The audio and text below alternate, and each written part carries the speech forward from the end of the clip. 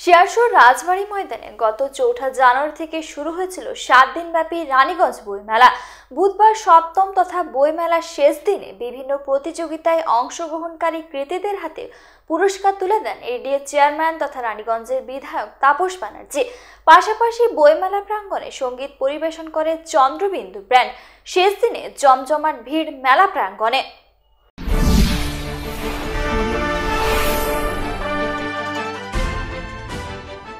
শিয়ারশোর রাজবাড়ী ময়দানে গত ৪ জানুয়ারি থেকে শুরু হয়েছিল তৃতীয়তম রানীগঞ্জ বইমেলা।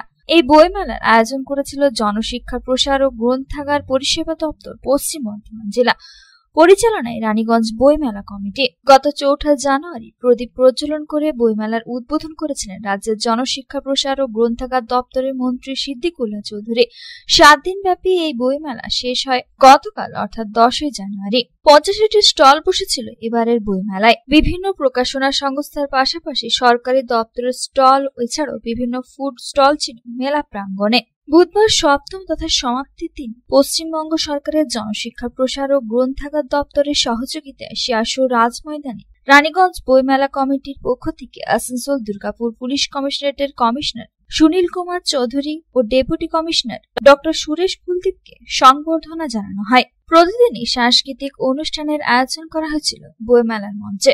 ৭ দিনব্যাপী এই মেলায় নাচ, গান, আবৃত্তি, কুইজ কম্পিটিশন, ছবি আঁকা প্রতিযোগিতায় অনুষ্ঠান আয়োজিত হয়েছিল। সেই সব প্রতিযোগিতায় প্রথম, দ্বিতীয়, তৃতীয় স্থান অধিকারীদের পুরস্কৃত করা হয়। কৃতীদের হাতে পুরস্কার তুলে দেন এডিএ চেয়ারম্যান তথা রানীগঞ্জের বিধায়ক তাপস বন্দ্যোপাধ্যায়। পাশাপাশি রানীগঞ্জ বইমেলা কমিটির পক্ষ থেকে বিশিষ্ট ব্যক্তিবর্গদের সংবর্ধনা সম্মাননা প্রদান করা হয়। বইমেলার সপ্তম দিন অর্থাৎ শেষ দিনে সাংস্কৃতিক ও সঙ্গীত পরিবেশিত হয়। শেষ দিনে সঙ্গীত পরিবেশন করে চন্দ্রবিন্দু ব্যান্ড। রানীগঞ্জ বইমেলা কমিটির পক্ষ থেকে চন্দ্রবিন্দু ব্যান্ডের সদস্যদের সম্মানিত করা হয়। বইমেলার শেষ দিনে জমজমাট ভিড় জমে মেলা প্রাঙ্গণে।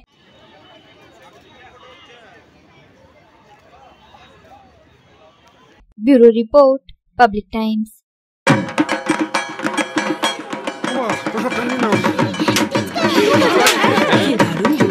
কার চয়েস দেখো,